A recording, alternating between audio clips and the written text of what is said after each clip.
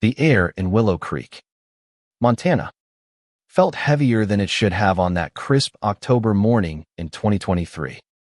I'd just moved into the old cabin my uncle, Henry Walsh, left me after his passing. It was supposed to be my reset, Batona, quiet escape from the wreckage of a brutal divorce that stripped me of nearly everything. But as I stood on the porch, sipping coffee and staring at the pine-dotted hills, 3 black SUVs roared up my gravel driveway, boxing me in like I was some fugitive. Ellen Harper, the Homeowners Association president, stormed toward me, her face twisted with righteous fury. "Get off this property now," she barked, as if I'd broken into her own house. I could feel my fresh start crumbling before I'd even unpacked. Ellen was a force of nature, barely 5 feet tall, but radiating the kind of authority that made you feel small. She clutched a thick binder, waving it like a weapon. "These documents prove you have no right to be here," she declared, her voice sharp enough to cut glass. "This property has unresolved HOA violations, and you need to prove your inheritance is legal." I tried explaining that the cabin was legally mine, left to me by Uncle Henry, but she wasn't hearing it. To her, I was an intruder in her perfect little kingdom, a threat to the order she'd built in Willow Creek. Then came Laura Bennett, gliding in with a smile that felt like a trap. "I'm an estate planner," she said, her handshake too firm, her eyes too curious. "I worked with your uncle before he passed. Such a kind man, though he struggled living alone toward the end." Her words sounded sympathetic, but there was something off, a calculated pause, a tilt of her head that made my skin crawl. She peppered me with questions. How was I coping after the divorce? Was I working? Did I have family to lean on? Each question felt like a probe, like she was building a file on me, and I hadn't even been here a week. Behind Ellen, a guy named Marcus Reed stepped up, his posture screaming ex-military. His buzz cut and sharp eyes told me he'd seen things, done things, but his voice carried a desperation that didn't match the confidence. "I handle community security," he said, glancing at Ellen like she held his leash. "Marine vet, just keeping the neighborhood safe." I could tell he was trying to convince himself as much as me, a man searching for purpose and clinging to Ellen's approval. Later that day, an older neighbor, George Larson, shuffled over from the house next door, his hands trembling slightly. "I let your uncle down," he said, his voice thick with regret. Henry kept saying Laura was trouble, always asking about property laws and his will. I thought he was just old and paranoid. George's eyes darted toward the cabin, like he could still see Henry there, warning him. His guilt hit me hard, a reminder that something wasn't right in Willow Creek. That night, I found a letter from Uncle Henry, tucked in the back of his desk drawer, his shaky handwriting spelling out my name. "David, if you're reading this, I didn't protect what mattered." It began. "Laura Bennett's been scheming for years. She turned neighbors against me, made them think I was losing it. Don't trust anyone until you check the survey maps in the basement. They want this land. David, time's short." My heart pounded as I read, the cabin's silence pressing in around me. This wasn't just about Ellen's HOA power trip. Something bigger was at play.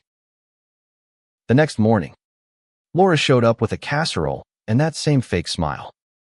"Moving's tough, especially after a divorce," she said, her tone dripping with concern that felt like a scalpel. "The financial strain must be overwhelming, with legal fees and all." How did she know about my divorce? I hadn't told a soul here. Over the next few days, she worked the neighborhood like a seasoned operative, delivering cookies and concern while asking neighbors about my habits, my job, my mental state. She framed it as community care, But it was a witch hunt. One neighbor later told me Laura spent an hour asking if I seemed unstable, planting seeds of doubt with surgical precision. Then she crossed a line I didn't see coming. My boss called. Confused. Some woman named Laura Bennett contacted me. He said she's from your neighborhood, checking on community concerns about your behavior. My stomach dropped. Laura had spun my divorce into a tale of instability, hinting at anger issues and poor judgment. She'd even dug up a dismissed restraining order from my ex-wife's Layera desperate tactic during our split and twisted it into proof I was a threat. She was dismantling my life, piece by piece, and I hadn't even fought back yet. George, still haunted by his failure to help Uncle Henry, started watching Laura closely. He noticed her obsession with property values and inheritance details, questions that went far beyond neighborly curiosity. She kept asking about Henry's mental state. George told me, his voice low. Wanted to know if he'd changed his will or seemed confused. It wasn't right. Then he showed me papers he'd found in his garage boxes Henry had asked him to store. They were logs of every interaction with Laura, dated and detailed, painting a picture of calculated manipulation. Henry had known she was a predator. Driven by his warnings, I dug deeper, finding notes in an old photo album. Laura moved in right after my diagnosis went public. Henry wrote, "She's done this before, targeted elderly owners in other towns. Always shows up when someone's sick. Always offers help with estates." The final note, written months before his death, was chilling. Laura's a professional. She's hit 3 states, always after valuable land. I'm too weak to stop her, but she's after this property. Be careful, David. The basement held the real bombshell. It wasn't just storage, it was a surveyor's lair, packed with maps, boundary markers, and legal files. George and I pored over them, and what we found made my blood run cold. The property wasn't just the cabin and a few acres, it spanned 3 acres, stretching to the main road and under the community's playground, clubhouse, and maintenance shed. For 14 years, the HOA had been using my land without permission, collecting fees for facilities they didn't own. Ellen, who'd screamed about my violations, had been running her empire on my property. I hired a surveyor, Tom Grayson, who confirmed it. "You own the land under half the community's amenities," he said, showing me the map. "No easements, no agreements. It's all yours." The news spread like wildfire, and Willow Creek erupted. Parents who'd bought Laura's lies about me as a threat realized their kids' playground existed at my mercy. Ellen called emergency HOA meetings, painting me as a greedy outsider holding their community hostage. Laura pivoted, sending out slick emails with charts warning I could charge rent or shut down facilities. They were turning neighbors against me, framing me as the villain. But cracks were forming. Marcus, the ex-Marine, showed up one morning, shaking, clutching a folder. "I was used," he said, spreading papers across my table. They were dossiers on every resident finances, arguments, vulnerabilities, all compiled under the guise of security. Marcus had overheard Ellen talking to a business partner about accelerating the Walsh property acquisition. It wasn't about safety. It was a land grab for development profits. Laura's recordings, found by George, sealed it. "I've got $60,000 in gambling debts." Her voice crackled.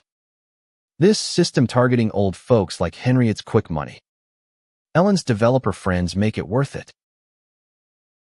The police got involved after Marcus turned whistleblower. Detective Sarah Klein uncovered Laura's history, a serial con artist who'd fleeced elderly owners across Idaho. Wyoming, and Oregon, racking up $250,000 in damages. Ellen had weaponized the HOA to cover their scheme, using safety protocols to harass targets into selling cheap. Laura faced felony charges: fraud, harassment, filing false reports after accusing me of causing Henry's death. Ellen was hit with lawsuits and criminal referrals. Her HOA reigned, collapsing in a spectacular meltdown at a community meeting. "I made this place," she screamed, threatening to expose neighbors' secrets. They dragged her out, her power gone. In the end, Henry's evidence, his recordings, his notes, brought them down. The community, horrified at their own complicity, set up a fund in his name to protect elderly residents. Laura's sentencing included restitution and a ban from HOA neighborhoods. Ellen became a pariah, her threats empty. I stood on my porch, vindicated, watching Willow Creek try to heal.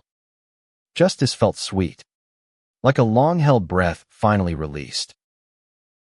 What would you do if you uncovered a conspiracy in your own neighborhood? Would you fight like Henry, documenting every detail, or walk away to avoid the chaos? Have you ever faced a bully like Ellen, hiding behind community to control others? Drop your thoughts below. Hit that like button if this story fired you up, and subscribe for more real-life drama where truth wins out. Let's hear your take. Comment now.